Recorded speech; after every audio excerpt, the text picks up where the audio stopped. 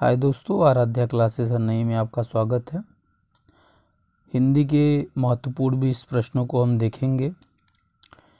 इसमें प्रश्न है आपका, इनमें संयुक्त व्यंजन कौन सा है। तो आप जानते हैं संयुक्त व्यंजन क्या होता है। संयुक्त व्यंजन होता है छ, त्र, ज्ञ और श्र। तो ये आपके संयुक्त व्यंजन होते हैं।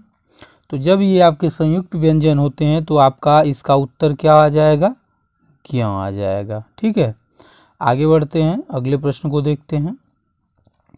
अगला प्रश्न है आपका, निम्नलिखित में से कौन सा वर्ण उच्चारण की दृष्टि से दंत्य नहीं है। तो आप जानते हैं दंत के लिए कौन सा होता है।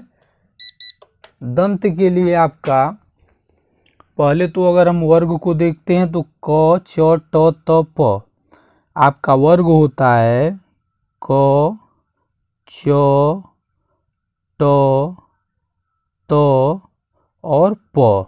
ठीक है, तो क वर्ग के लिए कंठ, च वर्ग के लिए तालु, ट वर्ग के लिए मूर्धा, त वर्ग के लिए दंत और प वर्ग के लिए ओष्ठ आता है। तो आपसे पूछा क्या है, कौन सा जो है दंत्य नहीं है। तो दंत के लिए कौन सा आ रहा है, कंठ, तालु, मूर्धा, दंत। त वाला आएगा तो त, थ, द, ध, न। तो त, थ, द, ध, न आपके क्या हो जाएंगे, ये दंत्य हो जाएंगे। ये ट आपका दंत्य नहीं होगा। ठीक है, आगे बढ़ते हैं अगले प्रश्न के लिए।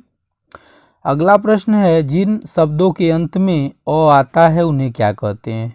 तो ध्यान दीजिए, जिन शब्दों के अंत में अ आएगा तो उसे हम जो है अकारांत बोलते हैं। ठीक है, उसे हम क्या बोलते हैं, अकारांत बोलते हैं। ठीक, इसी प्रकार से जिन शब्दों के अंत में ई आता है, जिन शब्दों के अंत में ई आता है उसे हम इकारांत बोलते हैं। ठीक है, ऊ आता है तो उकारांत बोलते हैं। तो इस प्रकार से आपका इसका उत्तर आकारांत लिखा है परंतु ये अकारांत हो जाएगा। ठीक है, आगे बढ़ते हैं, अगला प्रश्न देखते हैं। छ वर्ण किसके योग से बना है।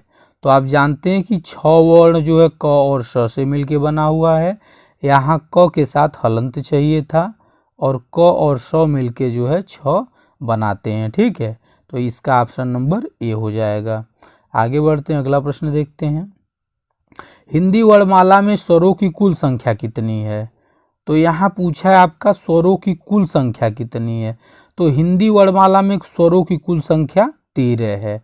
अगर यहाँ कुल शब्द नहीं रहता और पूछता कि हिंदी वर्णमाला में स्वरों की संख्या कितनी है तो आपका उत्तर 11 हो जाता। ठीक है, परंतु जब इसने पूछ दिया कि स्वरों की कुल संख्या कितनी है तो आपका उत्तर 13 हो गया। ठीक, निम्नलिखित में से कौन सा स्वर नहीं है। बहुत ही आसान प्रश्न है, कौन सा स्वर नहीं है, ऑप्शन नंबर डी हो जाएगा। यहाँ है आपका, निम्नलिखित में से कौन ट वर्ग में नहीं है। तो ट वर्ग में कौन नहीं आएगा भाई, ट, ठ, ड, ढ, ड़ के बाद जो है नहीं आएगा, यानी घ से घड़ी आपका नहीं आएगा। अगला प्रश्न है, हिंदी वर्णमाला में व्यंजनों की संख्या कितनी है। तो व्यंजनों की संख्या कितनी हो जाएगी, 33। ठीक है, कहता आपसे कुल व्यंजनों की संख्या कितनी हो जाती, 35। दो बातें हैं, व्यंजनों की संख्या 33, कुल व्यंजनों की संख्या 35, इस प्रकार से हो जाएगा। अगला प्रश्न है, निम्नलिखित में से कौन सा पश्य स्वर है।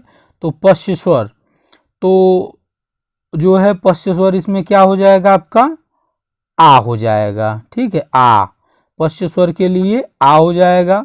मध्य स्वर कौन होता है, आप जानते हैं अ मध्य स्वर हो जाता है। ठीक है, तो इस प्रकार से इसका पश्य स्वर क्या हो जाएगा, आ हो जाएगा।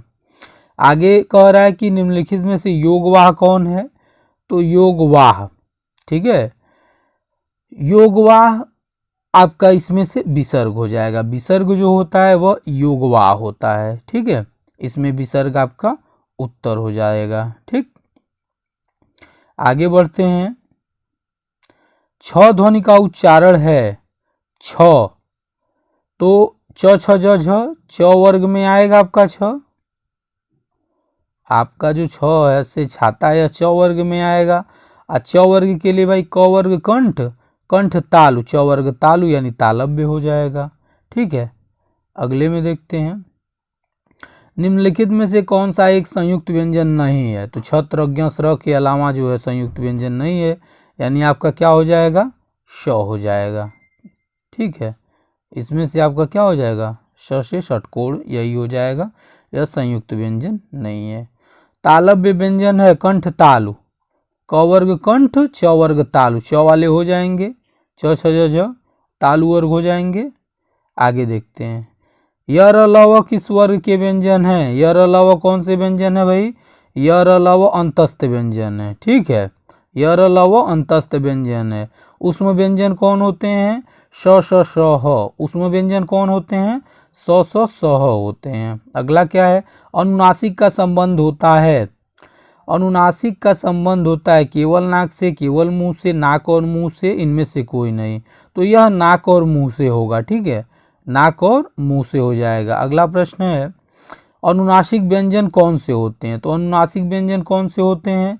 वर्ग के प्रथमाक्षर नहीं, वर्ग के तृतीयाक्षर नहीं, वर्ग के चतुर्थाक्षर नहीं, वर्ग के पंचमाक्षर। ठीक है, अंग इ ड़ न म जो अंत में जो वर्ग है, क छ ट त प आपका जो वर्ग है उसका पांचवा अक्षर जो होता है वह अनुनासिक व्यंजन होता है। ठीक है, आगे हिंदी वर्णमाला में स्वरों की संख्या कितनी है? तो हिंदी वर्णमाला में स्वरों की संख्या 11 है, कुल स्वरों की संख्या 13 है। आपसे पूछा है स्वरों की संख्या कितनी है? तो स्वरों की संख्या 11 है। कंठोष्ठ ध्वनि का उदाहरण है। कंठोष्ठ मतलब क्या है भाई? इसमें कंठ और ओष्ठ दोनों का जो है मेल हो। तो ए होगा नहीं, क तो होना नहीं है क्योंकि क केवल कंठ है। ठीक है, अब बचा आपका तालव्य और तालव्य और तो और में देखेंगे आप ओठ और कंठ का प्रयोग हो रहा है। तालव्य तालव्य तालव्य तालव्य, तो इसमें और आ जाएगा। ठीक है,